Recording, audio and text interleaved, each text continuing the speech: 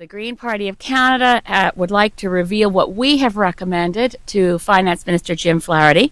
We sent these recommendations to the Finance Minister, and he has acknowledged receipt of these ideas. We don't know if he'll be including any of them in the next budget.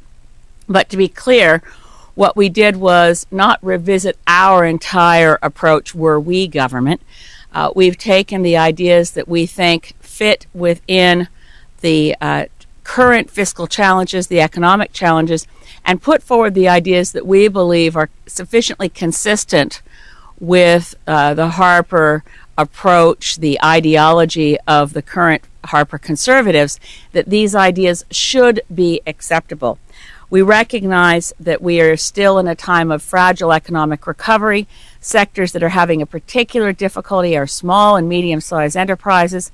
The construction industry particularly, I hear from a lot of people in my constituency that it's absolutely flat in terms of investment. They really need to keep kick-starting their activities through some government investment. We also recognize that unemployment is persistent, particularly among youth. C'est un problème sérieux pour les jeunes de Canada que nous avons sérieux.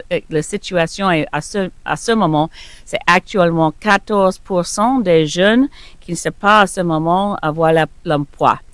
On doit éliminer le gaspillage et en même temps renforcer les investissements pour l'économie, fort pour les communautés de bonne santé. So what we've done here is made suggestions that we think can work. Top of the lists are ways to cut, basically to increase revenue. Let's start with those packages. To increase revenue, we need to eliminate the ongoing use of subsidies from the federal government to things that are essentially perverse. Perverse subsidies include those, for instance, to the fossil fuel industry. Why we're still having over $1 billion, $1.2 billion in revenue every year lost to the federal government because of accelerated capital cost allowances in the oil sands. Stephen Harper himself, as our Prime Minister, made a commitment at the G20 in Cincinnati several years ago that Canada would eliminate fossil fuel subsidies. We have yet to do it. We'll be looking to see if Jim Flaherty does it this Thursday. We're also looking at the fact that we continue to invest in loser technologies that Canadians don't particularly want. We invest quite a lot in biotechnology. We continue to support some aspects of the nuclear industry, even though we've spun it off, and we still help asbestos. These are areas Canadians would like to see canceled. We're looking at the fact that we could, by a modest increase, instead of continuing to decrease the corporate tax rate, we'd still be very competitive within the OECD, and that would bring in another $4.5 billion in revenue. We also can see there's a tremendous opportunity in going after offshore tax havens to recoup some of the money that should be in our general revenues of Canada as legitimate areas of taxation. It's estimated that we could get another $1.2 billion rather, by going after offshore tax havens. And the only new tax we're proposing is estate taxes on estates that exceed $5 million in value. If we had estate taxes on those inheritances that were over $5 million, that would yield $1.5 billion a year. So we increase revenues by just over $7 billion, $7.2 billion. Then we provide tax relief where we need it in the economy. Eliminate increases. This is one that small business is really complaining of. The fact that the Flaherty budgets in the past have asked the employment insurance rates to recoup the losses that were experienced when there was a 2-year freeze on EI. So unlike, we know that the EI coffers were raided under the Liberals and went into the general revenues of Canada. In this instance, where there was a temporary 2-year freeze on EI benefits during the recession, we now see the Harper government insisting on recouping all of that from EI. So we would provide relief on EI payments and also increase EI benefits until employment situation improves. I mentioned earlier the persistent problem of youth who are unemployed. We would bring in a special municipal youth employment program that would allow young people to be employed in local local community governments where they need the help. Youth would get more employment experience. It would also alleviate the burden that they face from the interest-bearing student loans, which are such crippling debt for so many young people. The last piece that provide relief to businesses actually is a no-cost item, is to pass a Small Business Act. There's one in the European Union that requires that any time governments are passing new legislation, they take into account the impact on business, particularly on small business. Where would we invest? Well, we need to expand the eco-energy retrofit program. Not only do we want to bring it back in its current incarnation that was just canceled, which provides some tax rebates to homeowners who make energy efficiency improvements on their homes. This program has been very popular and successful, and we know there was quite an outcry when earlier this year the Minister of Natural Resources ended the program prematurely. We would not only bring it back, but fund it and expand it so that it was not just available for residential buildings, but also for hospitals and schools and universities.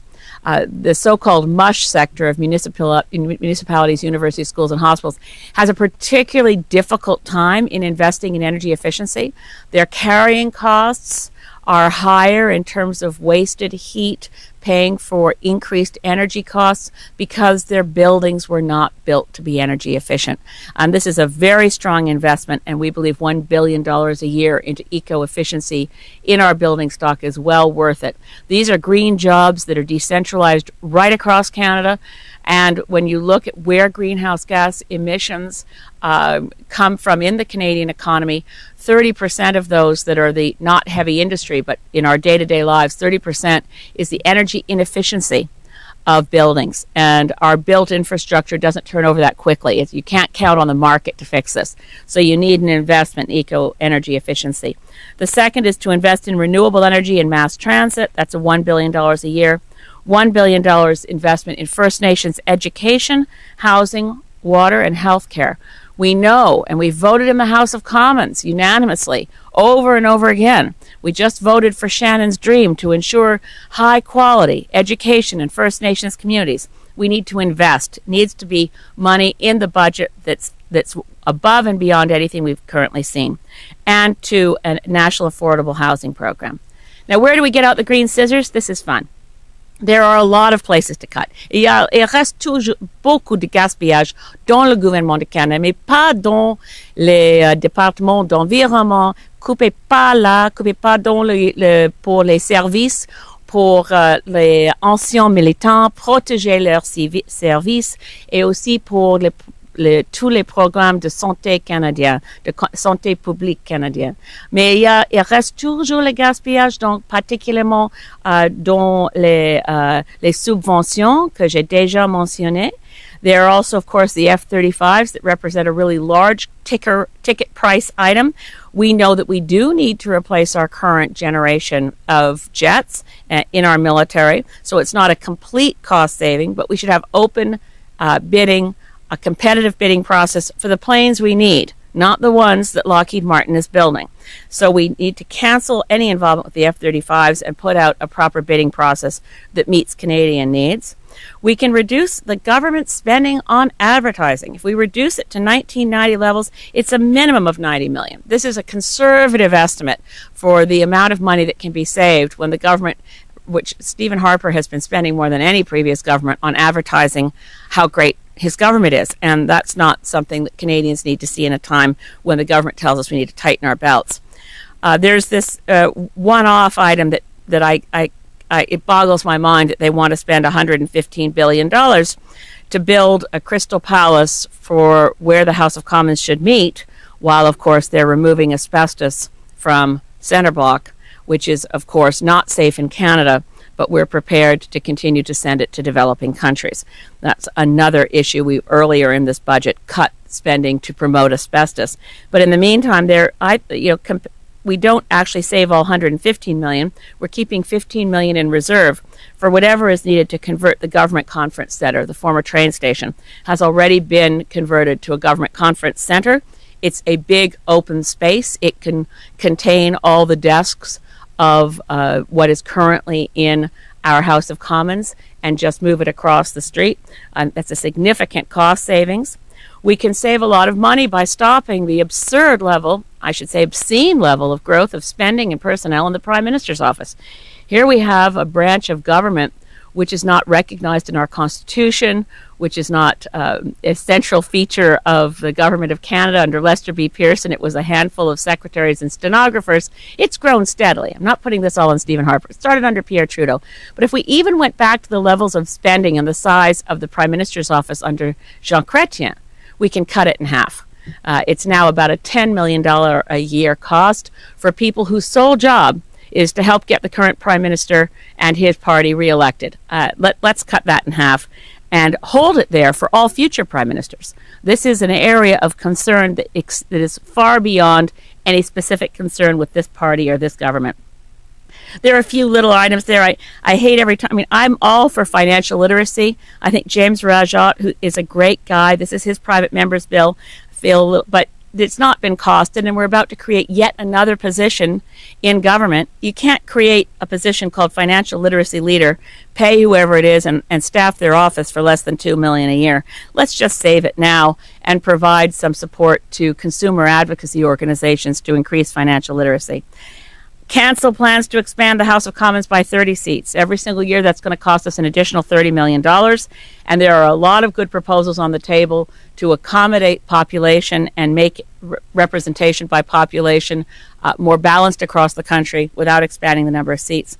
And there are a few other items here where we can, for instance, save. We estimate that there's a half a billion dollars a year easily that could be saved by creating virtual conferencing facilities and reducing the amount of travel within Canada by civil service to each other's home cities for meetings and what have you.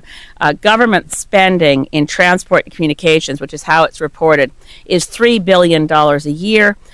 We had to estimate here if we could cut by 50% the amount of government civil service travel, we estimate you can save $500 million there. There are other areas too. There are phantom agencies. This is not a complete list of all the places one could get out your green scissors, but we wanted to show that it's not a question of saying spending must increase. It's a question of saying where you cut your spending, where you protect your investments. By the time you're done with our proposal for where you cut, where you invest, where you end your subsidies, and where you go after offshore revenues, the deficit reduction target that we hit is just about $7.4 billion in reduced spending, and that's on an ongoing basis. At the same time, we adjust revenue increases by about $13 billion, both through ending subsidies, ending loopholes, and only one new tax, which is the estate tax on inheritance, is over $5 billion.